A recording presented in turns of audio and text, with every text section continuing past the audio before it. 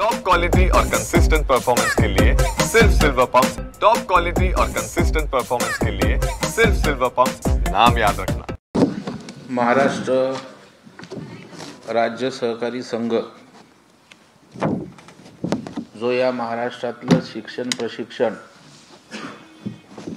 देणारी शीर्षस्थ अशा प्रकारची संस्था आहे, ज्याला एक ऐतिहासिक अशा प्रकारची पार्श्वभूमी आहे, जे स्वतः महात्मा गांधीजी, पहिला व्हाईसराय आदी लोकांच्या उपस्थितीत या ठिकाणी स्थापन झालेला हा संघ, ज्याचं नेतृत्व वसंतदादा पाटलांसहित महाराष्ट्रातल्या सहकारातील धोरणांनी केलं, त्या राज्य सहकारी संघाची निवडणूक 2025 ते 2030 या दरम्यान करिता 27 जुलै रोजी संपन्न होणार आहे। आणि ही निवडणूक मी स्वतः तसेच राज्य सहकारी मजूर संघाचे अध्यक्ष, सहकारातले तरुण नेते संजीव कुसाळकर आणि सहकारातील ज्येष्ठ नेते, ज्याने या संघाचंही नेतृत्व केलंय, अशा प्रकारचे शिवाजीराव नलावडे साहेब यांच्या नेतृत्वाखाली सहकार पॅनल म्हणून आम्ही निवडणुकीला सामोरे जात आहोत। या निवडणुकीमध्ये एकूण 21 जागा आहेत आणि त्यापैकी 9 जागा आमच्या पॅनलच्या बिनविरोध निवडून आलेल्या आहेत, ज्याच्यामध्ये मी स्वतः मुंबई विभाग मतदारसंघातून, अनिल गजरे हे विजयंती म्हणजे भटक्या विमुक्त जाती जमाती या मतदारसंघातून, विष्णू घुमरे हे रिझर्व कॅटेगरीतून, हिरामन सातकर हे पुणे मतदारसंघातून, प्रकाश दरेकर हे स्टेट लेवलचा जो मतदारसंघ शिखर संस्थांचा आहे त्या मतदारसंघातून, गुलाबराव मगर हे मराठवाड्यातनं, त्याचबरोबर अरुण पानसर हे कोकण विभागीय मतदारसंघातून, जयश्री पांचाळ आणि श्रीमती दीपश्री नलवडे या महिला रिझर्व या मतदारसंघातून, अशा 21 पैकी 9 जागा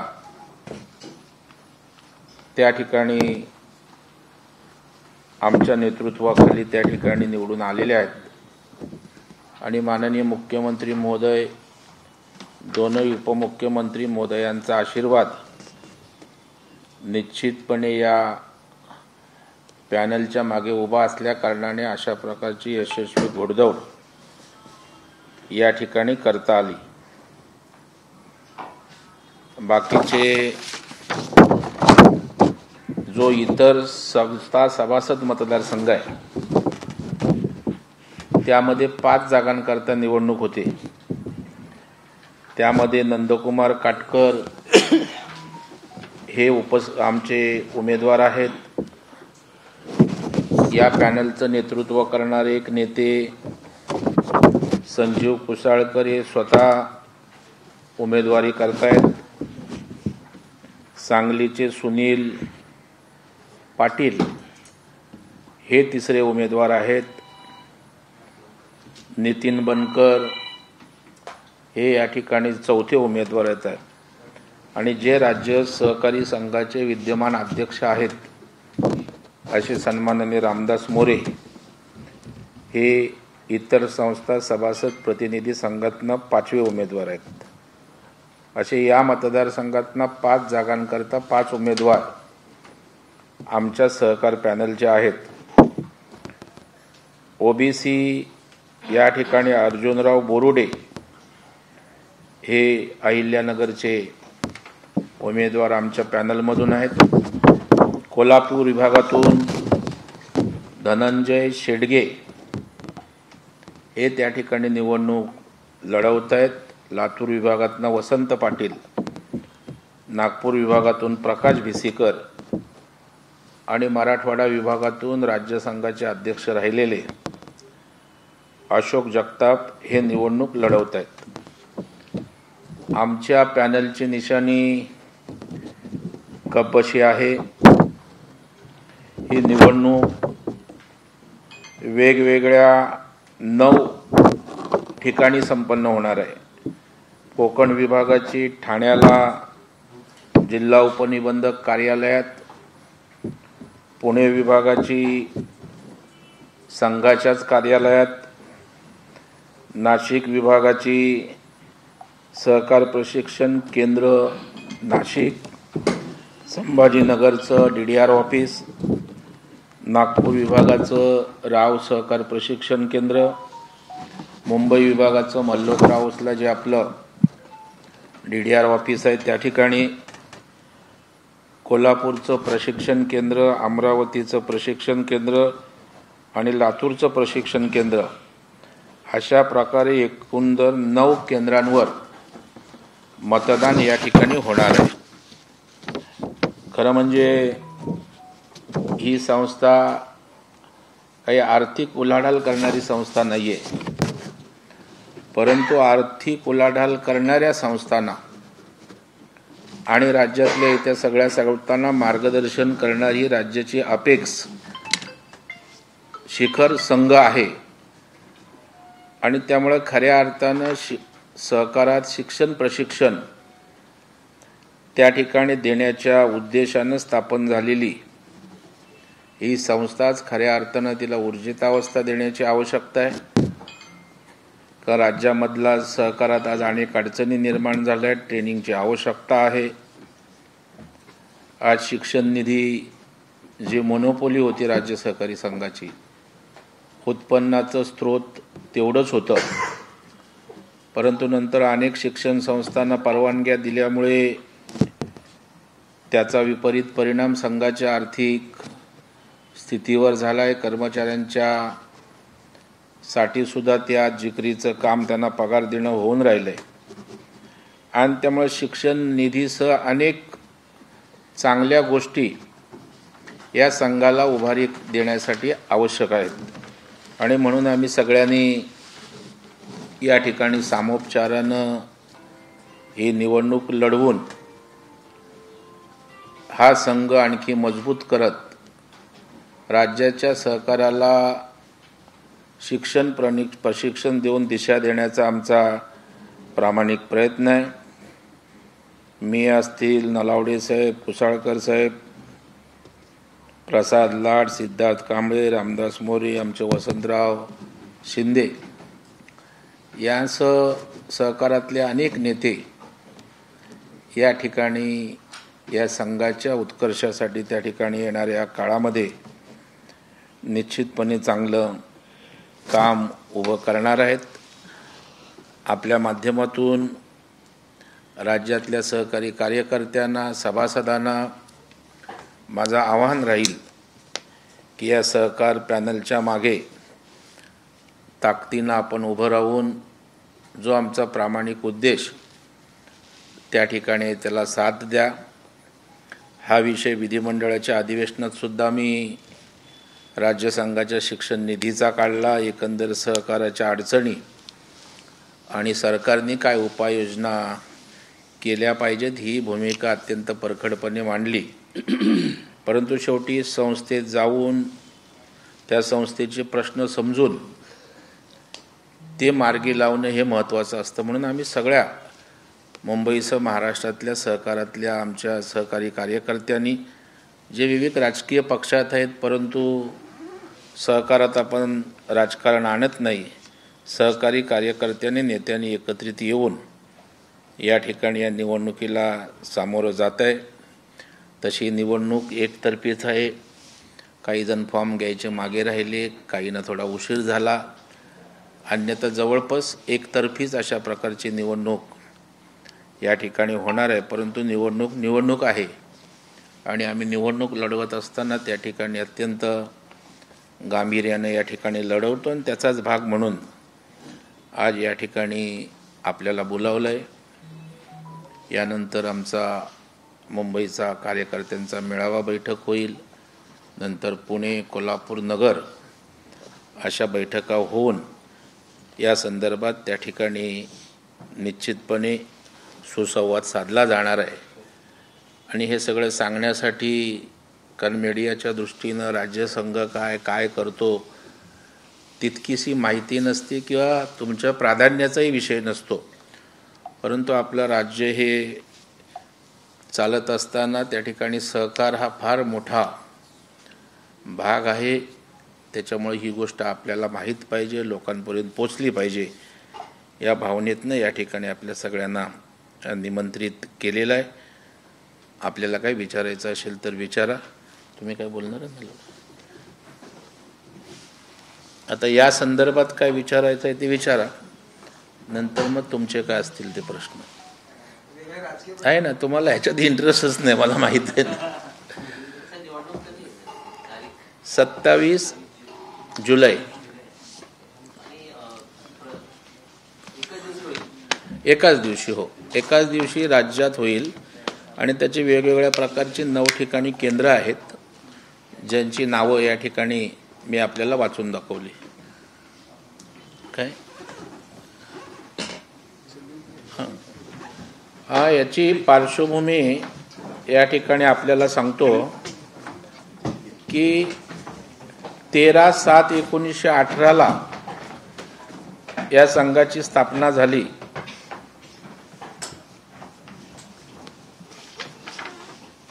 पद्मश्री विठ्ठलराव विखे पाटील प्रवरानगर यांनी यासाठी पुढाकार घेतला. वेगवेगळ्या प्रकारचे शैक्षणिक कार्यक्रम हा संघ घेतो. त्याचे अनेक ठिकाणी प्रशिक्षण केंद्र त्या ठिकाणी आहेत आणि थोडक्यात एक ऐतिहासिक अशा प्रकारचा वारसा या संघाला आहे. मुख्यालय पुणे या ठिकाणी आहे. संघाकडे एकूण 13 प्रशिक्षण केंद्र आहेत. राज्यामध्ये 33 जिल्हा सहकारी बोर्ड त्या ठिकाणी आहेत. आणि मला वाटतं सहकार चळवळीच्या विकासामध्ये एक मोलाचं योगदान या ठिकाणी या संघाचं राहिलेलं आहे आणि त्याच्यामुळेच या संघाची निवडणूक किंवा संघाचा कारभार हा अत्यंत महत्त्वाचा आहे. आणि त्याच्यामुळे आपल्या सगळ्यांची साथ किंवा आपल्या माध्यमातून संदेश महाराष्ट्रातील जनतेसमोर, सहकारी कार्यकर्त्यांसमोर पोचावा या भावनेतनं, उद्देशानं आज पत्रकारांना आज या ठिकाणी निमंत्रित केलं होतं. सर, वेगळा एक राजकीय प्रश्न विचारतो.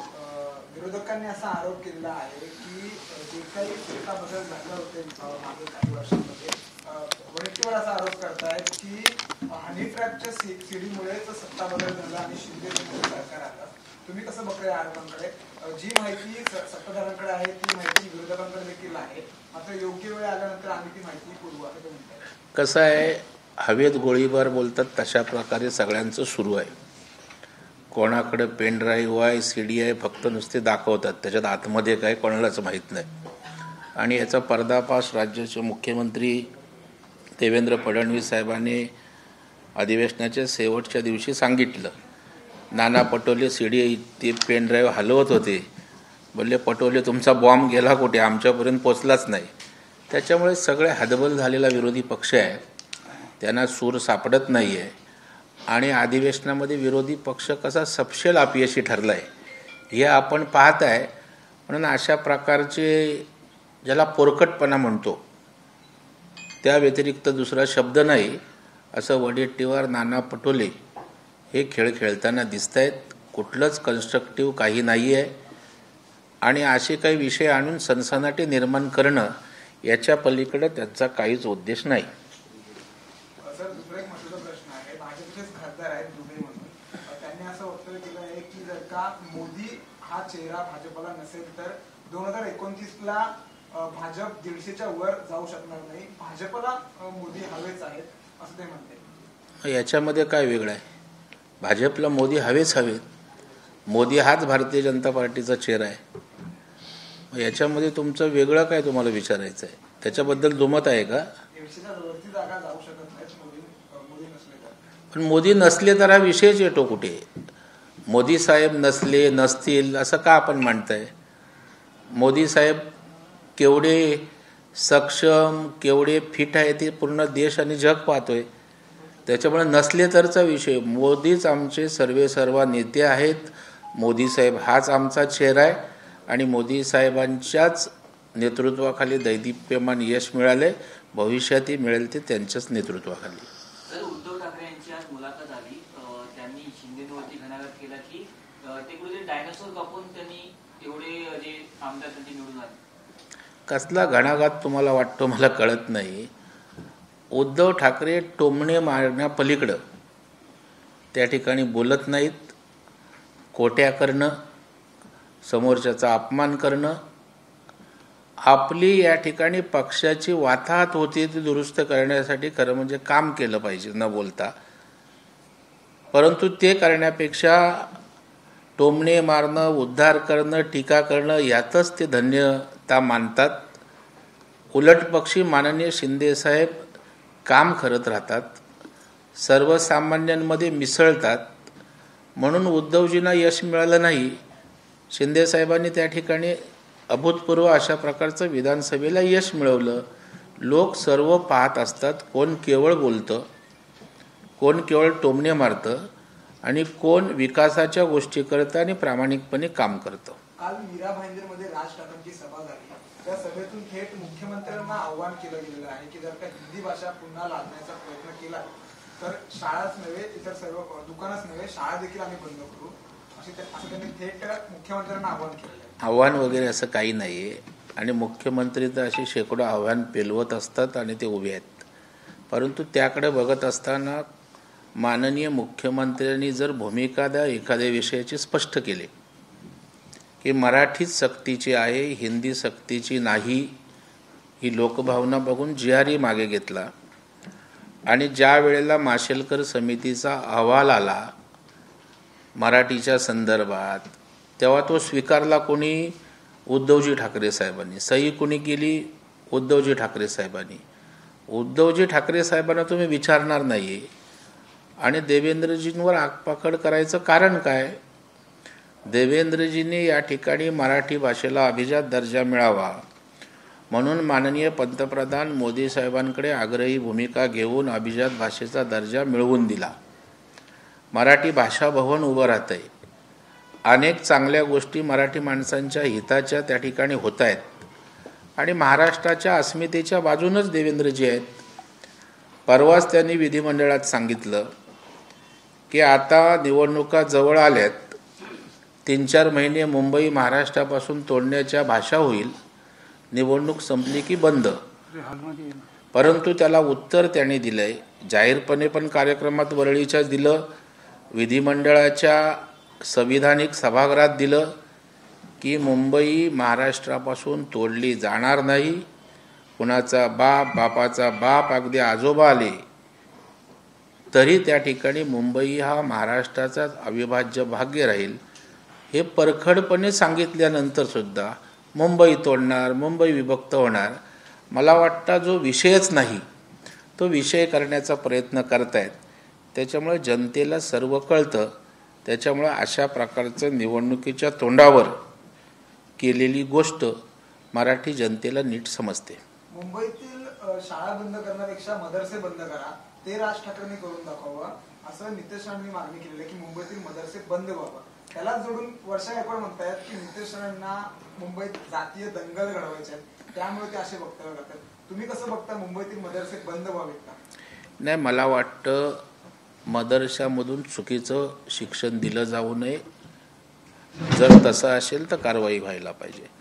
परंतु मदरशातनं, शाळांमधनं जर त्या ठिकाणी योग्य शिक्षण त्या ठिकाणी दिलं असेल तर बंद करायचं काही कारण नाही आहे.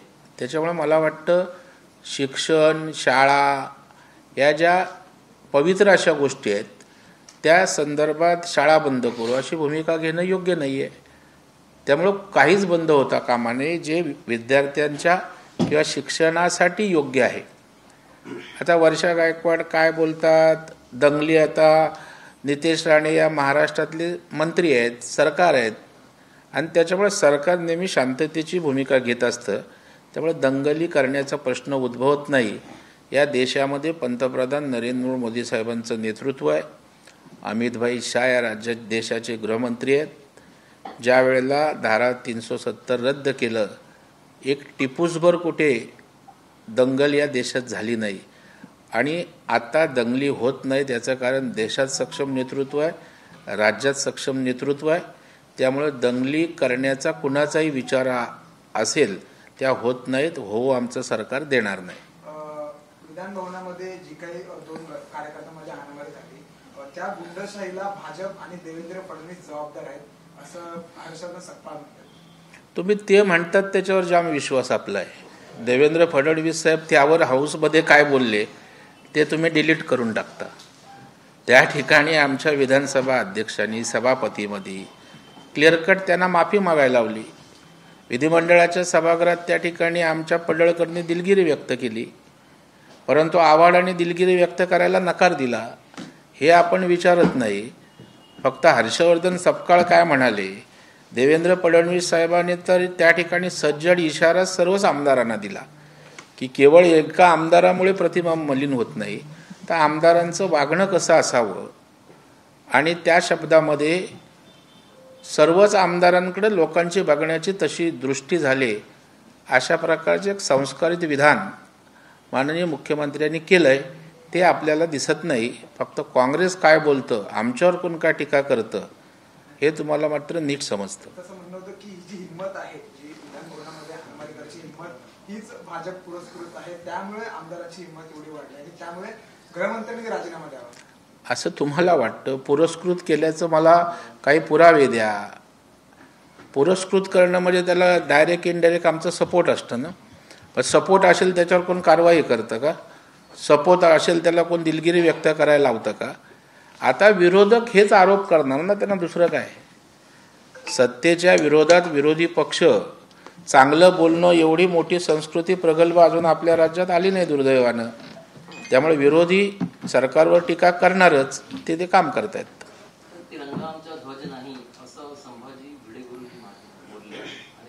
मी ऐकलं नाही असं काही. आणि तिरंगा देशाचा आपला आहे असं कोणी नागरिक बोलणार नाही. भिडे साहेब गुरुजी काय बोलले मला माहीत नाही, समजून घेतो आणि त्यावर प्रतिक्रिया देईन. वारंवार अशा प्रकारचे वक्तव्य संभाजी भिडे गुरुजी करतात, मात्र त्यांच्यावरती कोणतीही कारवाई होत नाही. या आधी देखील त्यांनी असे वक्तव्य केलेले होते. या देशामध्ये सर्व नागरिकांना समान हक्क आहे. कायदा सगळ्यांसाठी आहे. देशाच्या विरोधात कोणी कृत्य करेल, भूमिका घेईल, त्यावर कारवाई त्या ठिकाणी होत असते. जर कारवाई योग्य कोणाचं वक्तव्य असेल तर सरकारसमोर, कायद्यासमोर सर्व समान आहेत.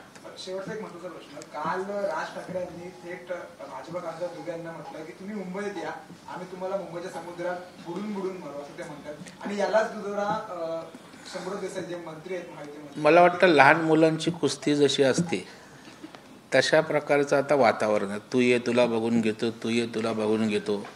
मुंबईत, महाराष्ट्रात खूप प्रश्न आहेत. त्या प्रश्नांकडे बघण्याची आवश्यकता आहे. मला वाटतं हे प्रगल्भपणाचं लक्षण नाही आहे. कुणीही बोलो, मला वाटतं विकासावर बोलायला पाहिजे, विकासाच्या प्रश्नांवर भांडायला पाहिजे. तू ये तुला मारतो, तू ये तुला डुबवतो. मला वाटतं आताच्या सुशिक्षित पिढी किंवा समजदार समाजाला, नागरिकांना हे त्या ठिकाणी रुचत नाही, पचत नाही. शेवटचं एक लक्षात ठेवा, कुठलंही राज्य किंवा कुठलंही सरकार हे काही प्रॉफिट मेकिंग इन्स्टिट्यूशन नसते. आज देशामध्ये सर्वाधिक आर्थिकदृष्ट्या संपन्न आणि सक्षम अशा प्रकारचं आपलं राज्य आहे. कर्ज उपलब्ध करण्याची जी मर्यादा आहे ती अजून खूप आपली बाकी आहे. इतर राज्यांनी ती क्रॉस केलेली आहे. त्याच्यामुळं आपलं राज्य आर्थिकदृष्ट्या सक्षम आहे. पैसे उभारणी करण्याला आपल्याला प्रचंड अशा प्रकारचा वाव आहे की त्या ठिकाणी आपली निरीक्षणं नोंदवत असतं. परंतु सरकारचे जे प्रमुख आहेत माननीय देवेंद्र फडणवीस साहेब यांना त्या ठिकाणी आर्थिक नियोजन कसं करावं याचं नीट माहीत आहे. अजितदादांसारखा अर्थमंत्री कटू वाटतील पण चांगले निर्णय त्या ठिकाणी आर्थिक व्यवस्थापनाच्या दृष्टीनं शिस्तींच्या दृष्टीनं घेणारे आहेत. एकनाथरावजी शिंदे सोबत आहेत. त्याच्यामुळं कोणी आर्थिक स्थितीची चिंता करायचं कारण नाही. जेव्हा सर्वसामान्य जनतेला न्याय द्यायचा असतो तेव्हा तिजोरीवर भार येणारच. एका बाजूला लाडक्या बहिणींना आम्ही पैसे दिल्यानंतर तिजोरीवर भार येईल बोलायचा आणि दुसऱ्या बाजूला 2100 रुपये का देत नाही अशी मागणी करायची. म्हणजे त्यांचं हे दुटप्पी अशा प्रकारचं वागणं लक्षात येतं. ज्या पद्धतीनं आता आपण खर्च करतोय तो इन्फ्रास्ट्रक्चरवर करतोय, डेव्हलपमेंटवर करतोय, भांडवली गुंतवणूक करतोय. त्याच्यामुळे येणारा काळ हा आपला राज्याला आर्थिक संपन्नतेकडे नेणारा आहे. आणि जे मोदी साहेबांना आपल्या देशाची अर्थव्यवस्था ही 3ऱ्या क्रमांकावर न्यायची आहे त्यामध्ये महाराष्ट्राच्या इकॉनॉमीचा फार मोठा रोल असेल आणि देवेंद्रजी ते करून दाखवतील. धन्यवाद.